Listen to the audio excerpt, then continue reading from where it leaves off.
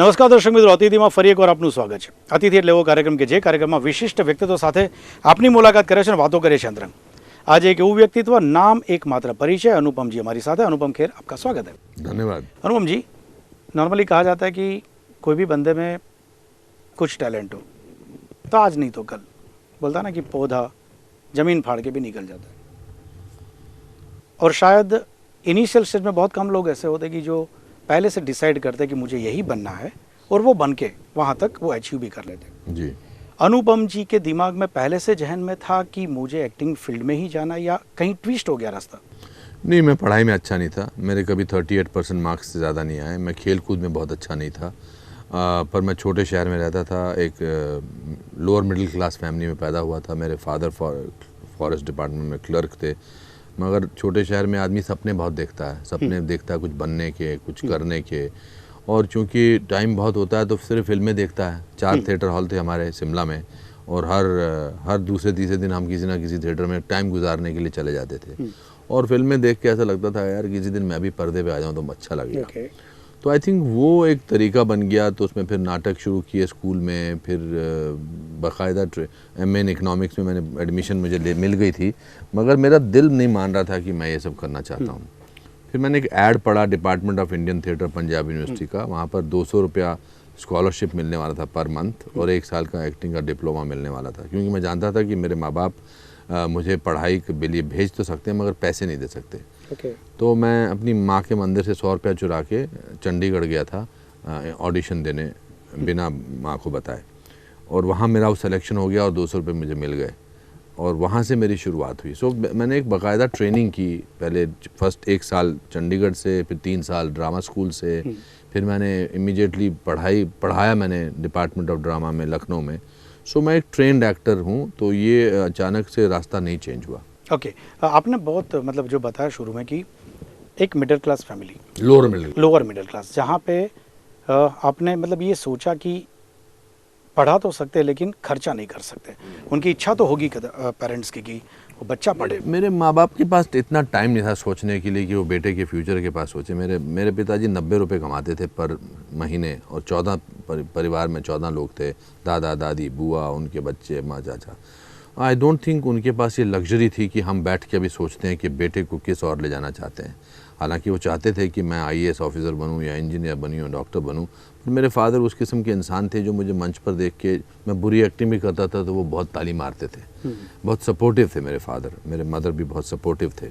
और ये फिर एक कारवा बनता चला गया. फिर स्कूल में बेस्ट एक्टर का मिल गया, फिर यूनिवर्सिटी में मिल गया. आपने बताया कि एक्टिंग का मतलब किसी भी बंदे को अगर ये फील्ड में आना है, कोई भी फील्ड में जाना है, तो अपने आप को उस फील्ड में बिल्कुल अंदर तक जाना है, उसको समझना है जो फील्ड में आना चाहता है. कहीं ऐसा लगता है क्योंकि अगेन उन लोगों के पास जिनके पास कोई ऑल्टरनेट नहीं होता है वो आमतौर पे कामयाब होते हैं. जो लोग ऑल्टरनेट रखते हैं कि अगर यहाँ नहीं हुआ तो मैं बिजनेस कर लूँगा, बिजनेस नहीं हुआ तो मैं कुछ और बन जाऊँगा. मेरे पास कोई ऑल्टरनेट नहीं था. मेरे पास यही था कि मुझे कुछ करना है और इस फील्ड में मुझे शायद थोड़ा कुछ आता है. और फिर जब उसके बाद मैंने 4 साल की ट्रेनिंग कर ली और मैं बॉम्बे आ गया, फिर तो कोई और रास्ता नहीं. बचपन का ये जो माहौल था, क्योंकि ये जो है ना यादें कभी निकलती नहीं है. क्या आपको लगता है कि इंडिविजुअल अनुपम खेर को जब भी कोई भी स्टेटमेंट के बारे में बात होती है, कोई सब्जेक्ट पे अपनी सोच जब भी वो जाहिर करता है, वो वाला अनुपम खेर बाहर आ जाता है? लगता है आपको? क्योंकि इतने एक लेवल पे पहुंचने के बाद कई लोग हैं ना बहुत हिपोक्रेट बन जाते हैं. लेकिन अनुपम जी अपनी बात जो है वो जो बाहर निकाल देते, सीधा जो उनको है वो ब्लंट है. क्योंकि आपकी इमेज बिल्कुल ब्लंट इंसान की तरह है कि जो दिल में आएगा वो बोल देगा. इसके पीछे कहीं वो पड़ा हुआ गुस्सा, सोसाइटी ने अगर कहीं आपके साथ कोई अन्याय किया हो, या तो सपोर्टिव माहौल नहीं मिला, क्या आपको लगता है कभी? बिकॉज आप सेल्फ एनालाइज भी अपने आप को करते हैं. नहीं, मुझे ऐसा, मैं I am not a product of destructive society. I am a product of a positive society. जब मेरे दादा कहा करते थे जब आदमी बहुत गरीब होता है सबसे सस्ती चीज़ खुशी होती है. मेरे घर का माहौल बहुत अच्छा था. मेरे दादा दादी बहुत संस्कारी लोग थे. मेरे दादा मुझे महाभारत और रामायण की कहानियाँ सुनाया करते थे. हम गरीब थे मगर हम खुश लोग थे. मुंहफट होना मैंने अपने दादाजी से सीखा है. और मुझे लगता है कि वो कहते थे कि when you are telling the truth you don't have to remember it. Okay, right. कोई ऐसी चोट नहीं पहुंची थी कि अब मुझे अपने मन की बात बोलनी है। और मुझे लगता है कि आप अपने मन की बात बोल देते हैं तो आपको प्रिटेंड करने की ज़रूरत नहीं। इसके लिए भुगतना भी बहुत पड़ता है। दैट्स ऑल राइट, कोई फ़र्क नहीं पड़ता। भीगा हुआ आदमी बारिश से नहीं डरता, तो ये आसान काम है। मैं I will rather be myself than try to be somebody else. बहुत मुश्किल है। मैंने जो किताब भी लिखी, the best thing about you is you, उसमें यही लिखा है कि आप सबसे आसान चीज़ है आप to be yourself, and सबसे डिफ़िकल्ट चीज़ है to be yourself. You have to choose. अगर आप अपने कॉम्प्लेक्सेस के बारे में दुनिया के सामने बखान कर दो तो फिर आसान हो जाता जीना। दुनिया आपको आपके कॉम्प्लेक्सेस से डराती है। दुनिया आपको डराती है कि आप ठीक नहीं लगते हो, या आपको अंग्रेज़ी नहीं आती है, या आप गरीब हो। तो अगर आप इस बात को का बुरा नहीं माने तो फिर वो किस बात से डराएगी। और मैं अपनी खुशी किसी दूसरे के सामने में हाथ में नहीं रखने देता।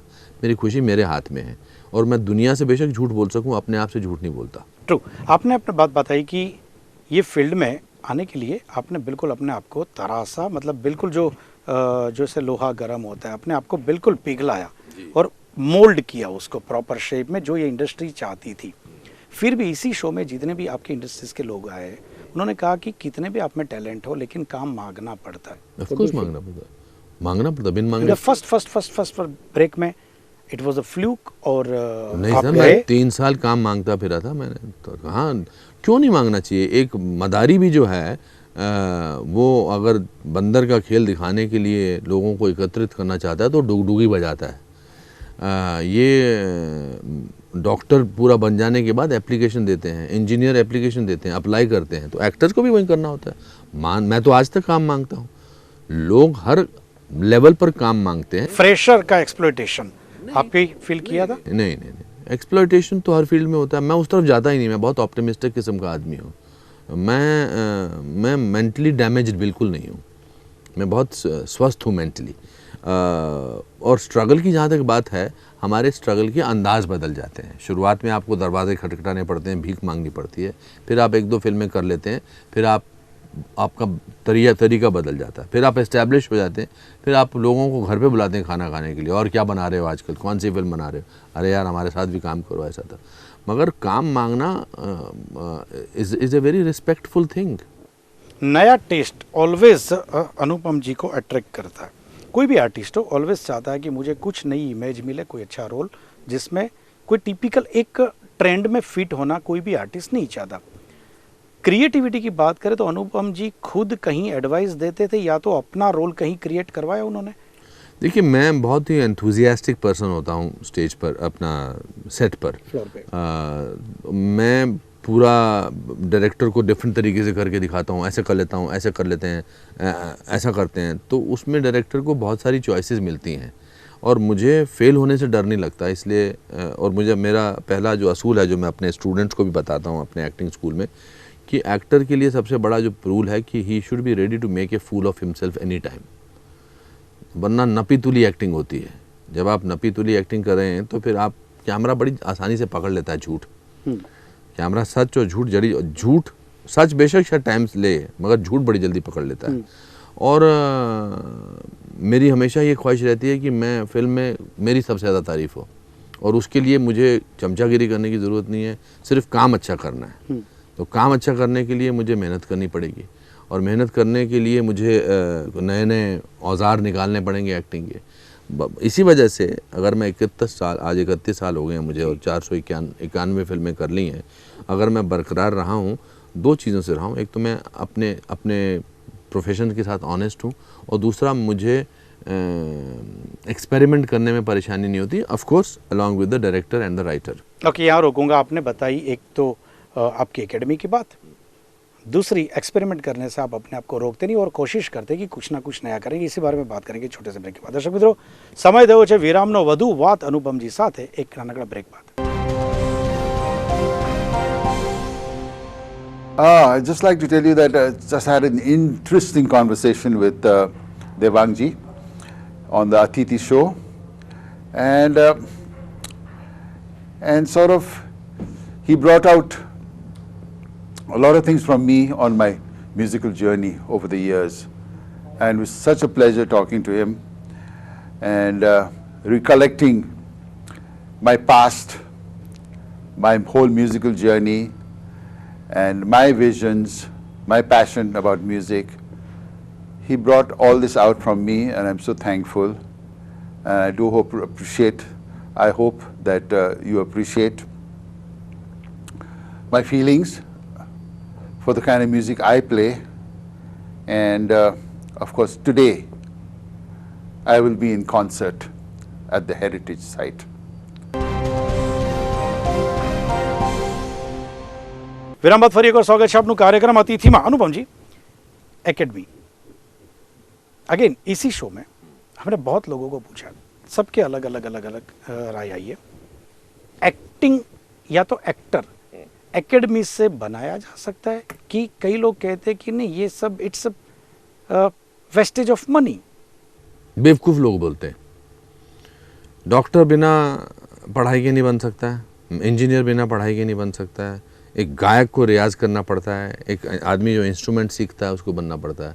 पर हर मोहल्ले में क्योंकि एक शाहिद कपूर और एक करीना कपूर होती हैं, और जो हर मोहल्ले में कोई कुछ लोगों गाने पर डांस कर सकते हैं, इसलिए ऐसा लगता है। पढ़े लिखे लोग ऐसा नहीं मानते। हमारे यहाँ प्रोफेशनलिज्म बहुत लेट आया, बिकॉज देश में बहुत सारी बाकी चीज़ें थी जिन पर कॉन्सेंट्रेट करना था। अब पिछले 5-6 साल से ट्रेनिंग का बहुत महत्व हो गया है। ऐसा हो ही नहीं सकता कि आप किसी चीज़ की ट्रेनिंग लो आप ना सीखो। अब लोग इम्पेशेंट हो गए हैं। पहले फिर बहुत 5-5, 10-10, 15-15 फिल्में फ्लॉप हो जाती थी, लोग चांस देते थे। अब अगर आपने पहली 2 फिल्मों में अपना कमाल नहीं दिखाया तो आप नज़र नहीं आएंगे। मेरी पूरी थियरी है कि हर इंसान के अंदर एक एक्टर होता है, क्योंकि जो आदमी झूठ बोलता है वो एक्टिंग कर सकता है। झूठ पहले निशानी होती है एक्टिंग की। हम उस एक्टर को बाहर निकालते हैं और उसके लिए डिसिप्लिन की ज़रूरत है, उसके लिए प्रोफेशनलिज्म की ज़रूरत है। और मैंने ऐसा बहुत बार अपने मोटिवेशनल लेक्चर्स में इसको प्रूव करके दिखाया कि देखिए एक्टर बन सकते हैं आप, पर बुरे एक्टर में और अच्छे एक्टर में फ़र्क है। मैं आपको नहीं रोक सकता, या मैं आपके पीछे कैमरामैन है या कोई चाय लेके अभी आया था, मैं उसको थोड़ा कह सकता हूँ कि तू एक्टिंग नहीं बंद कर सकता। वो कहता कर सकता, मैं क्यों नहीं कर सकता। तो मैं कोई, पर बुरी एक्टिंग में और अच्छी एक्टिंग में ट्रेनिंग का फ़र्क पड़ता है। ट्रेंड देखा गया इस इंडस्ट्रीज़ में, बहुत सारे ऐसे केसेस भी है कि जिसमें लोगों ने ये ट्रेंड छोड़ के या तो गॉडफादर के बिना भी कुछ अचीव किया हुआ है। ये गॉडफादर वाला कैलकुलेशन या तो इक्वेशंस कैसे लेते हैं आप? अब बहुत सारे लोगों में ये गॉडफादर जो हैं वो है नहीं। अब शाहरुख खान का कोई गॉडफादर नहीं था, अक्षय कुमार का कोई गॉडफादर नहीं था, मेरा कोई गॉडफादर नहीं था, कंगना रनावत का कोई गॉडफादर नहीं है, विद्या बालन का कोई गॉडफादर नहीं था। ऑफ कोर्स जो लोग स्टार सन्स हैं वो उनकी खुशकिस्मती है कि वो उस घर में पैदा हुए जहाँ पर उनको उनके माँ बाप फिल्में बनाते थे या उनके माँ बाप बड़े बड़े एक्टर रह चुके हैं। मगर गॉडफादर आपको एक हद तक दिशा दे सकते हैं। कामयाबी जो है वो जब 12 बजे या आजकल 9 बजे शुक्रवार के दिन तैयार आपको हो जाता है। पर मुझे लगता है कि आप अच्छा काम करते रहो तो कहीं ना कहीं आपको काम मिलता रहेगा, और मुझे लगता है काम से ही काम मिलता है। आपका ये शो कामयाब है आप कहते हैं, और मैं भी मानता हूँ इस बात को। क्यों कामयाब है? क्योंकि इसमें 2 टूक बात होती है। आप सवाल जवाब जो होते हैं वो बिल्कुल बेबाक तरीके से होते हैं। ना आप प्रिटेंड करते हो और ना ही मुझे लगता है कि जो आपके अगर वो करते भी हैं जो आपके गेस्ट, तो उनका पता लग जाता है। तो अगर इसके 375 शोज़ आपने किए हैं तो कोई तो बात होगी। अगर मैंने 331 सालों में 491 फिल्में की हैं तो कोई तो बात होगी।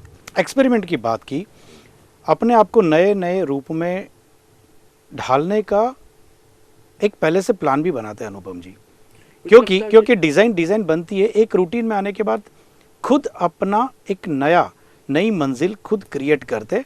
और बट ऑब्वियसली इतने सालों से इतने रिलेशंस बन गए, इतने कॉन्टेक्ट्स बन गए, तो कहीं ना कहीं जाके ये आइडिया इनको सुना है 4-5 लोगों में से किसी को अच्छा लगा, और आप जैसे फेस वैल्यू वाले आर्टिस्ट को लेके उन्होंने कुछ या तो फिल्म बनाई नए तरीके से, या तो कोई सीरियल बनाई, या तो कोई प्ले भी करवाया। एक्सपेरिमेंट की बात करूँ, अपने आप को नए ढालने में, अलग अलग किरदार में, अनुपम खेर खुद अनुपम को ऐसे नए किरदारों में रख लेते हैं। जहाँ तक टीवी मीडिया की बात करते हैं, टीवी मीडिया भी आजकल मतलब बहुत सारा शेयर उन्होंने ले लिया। जब एक ज़माने में फिल्म था, अब टीवी सीरियल्स का भी है। इस इंडस्ट्री में आने को इनवाइटेड या तो आपने ही बताया था कि I want to do this type of show? मैंने एक प्ले किया अपनी ज़िंदगी पर आधारित, जहाँ पर मैं अपने लाइफ पर हंसता हूँ, अपनी त्रासदी पर हंसता हूँ, ट्रेजेडीज़ पर हंसता हूँ। और मुझे लगा कि ये इस प्ले ने, जब वो प्ले ख़त्म होता था तो मैं बहुत एक लिबरेटेड महसूस करता था, क्योंकि मैं दुनिया को अपनी प्रॉब्लम बता देता था। और मुझे लगता था कि हर कलाकार में, या जो हर भी मेरा गेस्ट आता है, उसकी ज़िंदगी में कहीं ना कहीं वो सब घटनाएं घटी हैं जो मेरी लाइफ में घटी हैं। या किसी भी ऑटोबायोग्राफी में पढ़ता था कि सब ने कुछ ना कुछ हासिल करने के लिए कुछ ना कुछ खोया है। और अगर मैं ये शो करूँगा, जिसका कि नाम द अनुपम खेर शो है, कुछ भी हो सकता है, अगर मैं ये शो करूँगा तो हो सकता है कि ये बहुत सारे लोगों को इंस्पायर करे, बहुत सारे लोगों के लिए प्रेरणात्मक बने, बिकॉज़ उनकी नज़र में ये सब लोग सेलिब्रिटीज़ हैं। और शायद ये कहीं ना कहीं मुझे एक कीड़ा है कि मैं कुछ नई चीज़ करना चाहता हूँ। नई चीज़ करने के बाद ही मेरे अंदर एक बहुत ज़बरदस्त सर्वाइवल इंस्टिंक्ट है। मैं भीड़ का हिस्सा नहीं बनना चाहता हूँ। I don't want to be part of a crowd. I always want to be different from other people. Maybe that was the reason that मैंने अपनी पहली फिल्म 28 साल की उम्र में 65 साल की उम्र की। I was the first actor who broke the myth of type casting. अगर मैं कर्मा कर रहा था तो मैं लम्हे भी कर रहा था, अगर मैं लम्हे कर रहा था तो मैं दिलवाले दुल्हनिया ले जाऊँ भी कर रहा था, और मैं डॉक्टर डैंग भी कर रहा था। तो ये सब चीज़ें अपने आप का एक सेंस ऑफ सर्वाइवल के लिए आदमी करता है कि मैं लोगों से डिफरेंट लगूं, और उसके लिए कोई साइकोलॉजिकल या उसके लिए कोई प्लानिंग नहीं करनी पड़ती। You should be ready to fail. आपने बताया कि मैं भीड़ का हिस्सा नहीं बनना चाहता। इसी बात पे बात करेंगे छोटे से ब्रेक के बाद। दर्शक मित्रों, अंतिम तबक्कानी वातो बीजा ब्रेक बाद अनुपम खेर સાથેની। આ જે દેવાંગ ભટ્ટ છે એ માણસ ક્રૂર છે। આમ આમ આમ હલકમાં આમ હાથ નાખીને જવાબ બહાર કાઢે એવો છે। એ ફક્ત ક્રૂર નથી, એ સાયકાઇટ્રિસ્ટ છે। એમના જે ગેસ્ટ હોય, જે અતિથિ હોય, એ વાત ન પણ કરે તો એ ભગવાન જાણે ક્યાંથી એ શું વિચાર કરે છે, કઈ જાતનો રિસર્ચ કરે છે આ માણસ। અને હા, એટલે બીજી વાર જો બોલાવશે તો હું જરાક વિચાર કરીને આવીશ। ગભરાવા જેવું છે આ માણસ। एक शब्द તમે બોલો એના પરથી બીજો સવાલ કાઢે। यार आ घरे मोकलो यार मैंने। पर एक बार और कहना चाहता हूँ देवांग साहब, मैं बहुत देर से आपको देख रहा हूँ और मैं चाहता हूँ कि जो भी है तो खुल के बात करूँ ना। तो एक बात क्यों मैं अधूरी छोड़ के जाऊँ, वो आपके लिए है कि ये जो आपका स्टाइल है, ऊपर ब्लैक और नीचे वाइट, ये बहुत बढ़िया है। ये पहली बार लाइफ में देखा है, ये आप पे बहुत सूट करता है। अतिथि शो में मुझे आके बहुत खुशी हुई, ख़ास करके देवांग भाई के साथ बात करके मुझे बहुत खुशी हुई, क्योंकि इतने अच्छे सवाल किए कि जो कोई पहले किसी मीडिया में या किसी न्यूज़पेपर वाले ने सवाल नहीं किए। ख़ास मतलब अच्छी अच्छी चीज़ें हमसे निकलवाई गई और हमसे बुलवाई गई। तो मैं इस शो में आके मैं बहुत खुश हूँ। And I hope and I sort of wish the best to this show. Thank you. મને ખબર નહોતી આ શો વિશે કે મારે શું આવીને બોલવાનું છે ને શું કરવાનું છે, પણ અહીંયા આવ્યા પછી બહુ મજા આવી। એકદમ જુદા પ્રશ્નો મને પૂછ્યા જે અત્યાર સુધી કોઈની હિંમત નહોતી મને પૂછવાની। એ મને દેવાંગભાઈએ બધું પૂછ્યું છે અને બહુ સહેજતાથી પૂછી લીધું, એટલે મારે સહેજતાથી જવાબો પણ આપવા પડ્યા, પણ એની જ મને મજા આવી।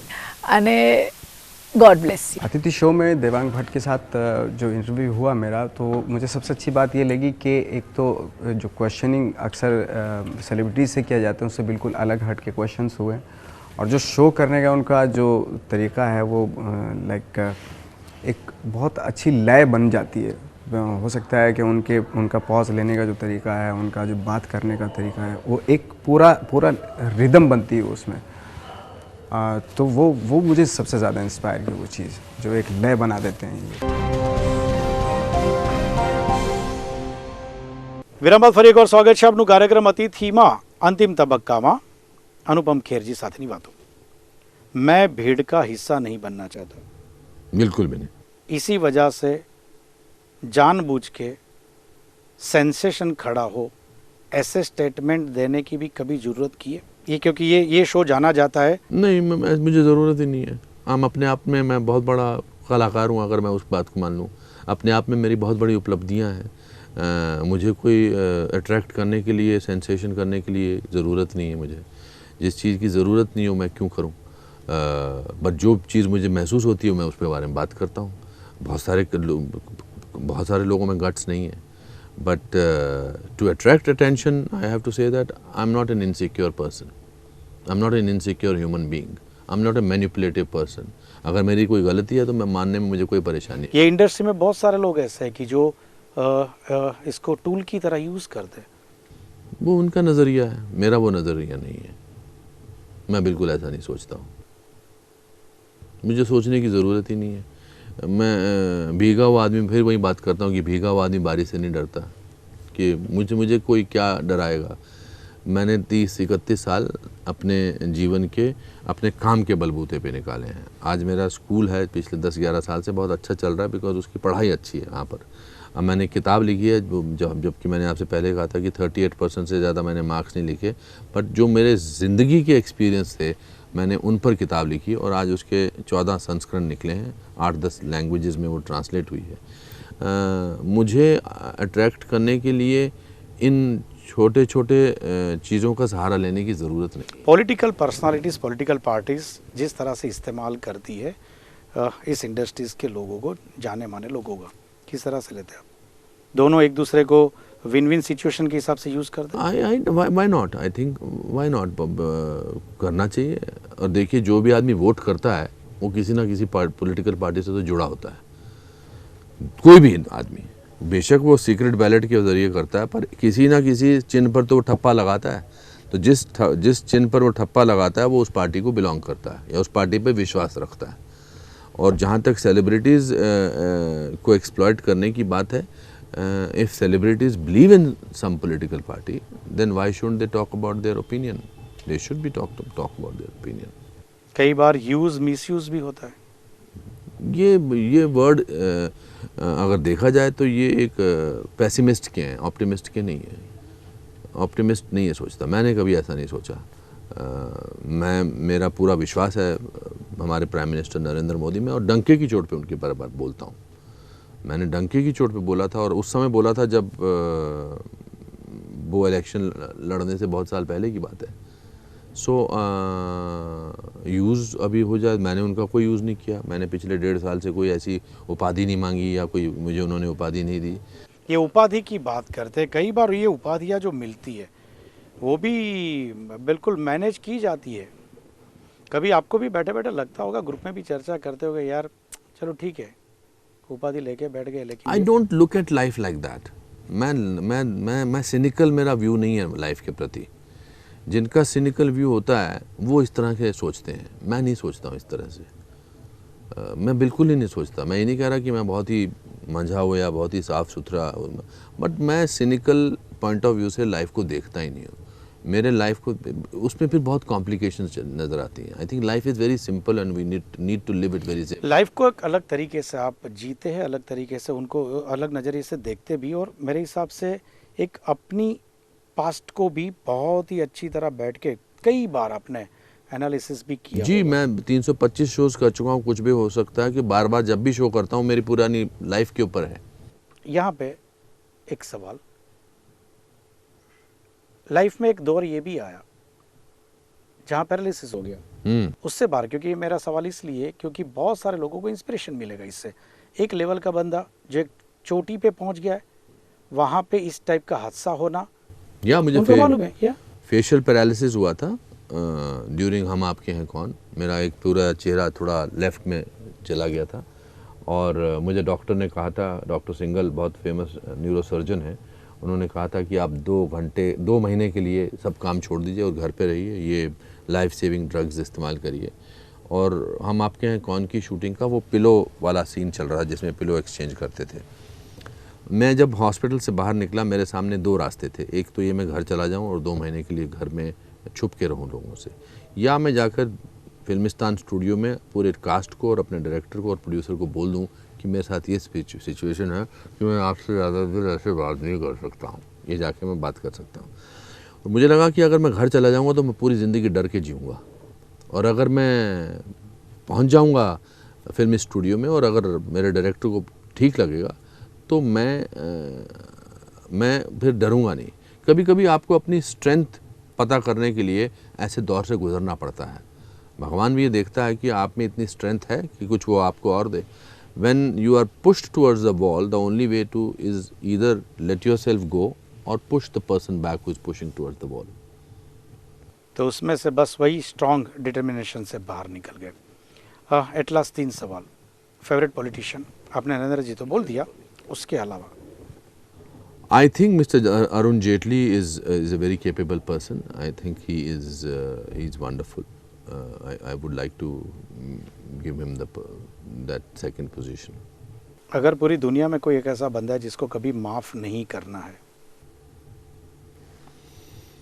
मैंने कभी ऐसा नहीं है। आई थिंक हर सिचुएशन में किसी ना किसी को किसी स्टेज पे माफ़ किया जा सकता है। Life is too short to hold grudges, life is too short to not forgive somebody. But ये मेरे लिए हाइपोथेटिकल क्वेश्चन है, मैं इसका हाइपोथेटिकल जवाब दे रहा हूँ। Last question, 3 weaknesses of Anupam Kher. I love my weaknesses as I love my strengths. I feel that I don't look at weaknesses because they are a hindrance in my progress. If there is a weakness, I try to rectify it. That's the most. Thank you very much Anupamji, बहुत बहुत शुक्रिया हमसे बात करने के लिए। दर्शक मित्रों, आती बात अनुपम खेर સાથેની। ફરી મળીશું નેક્સ્ટ એપિસોડમાં એક નવા અતિથિ સાથે। ત્યાં સુધી રજા આપશો। નમસ્કાર। Thank you very much. Thanks again. मैंने बहुत सारे शोज़ किए हैं, बहुत सारे वार्तालाप किए हैं। आई थिंक जिस स्ट्रेट फॉरवर्डनेस से देवांग भट्ट सवाल करते हैं अतिथि प्रोग्राम में, आई थिंक उसको, और सवाल करने के साथ साथ सवालों का जवाब भी सुनते हैं, वो बहुत बड़ी क्वालिटी है एक इम्पॉर्टेंट एंकर में, एक सक्सेसफुल एंकर में। वरना जो एंकर होते हैं वो अपने सवालों में ही उलझे रहते हैं। और पैनी दृष्टि है इनकी, इनका इंटरेस्ट है और इनका ज्ञान है, और मुझे इनके साथ बात करने में बहुत ही अच्छा लगा, बहुत ही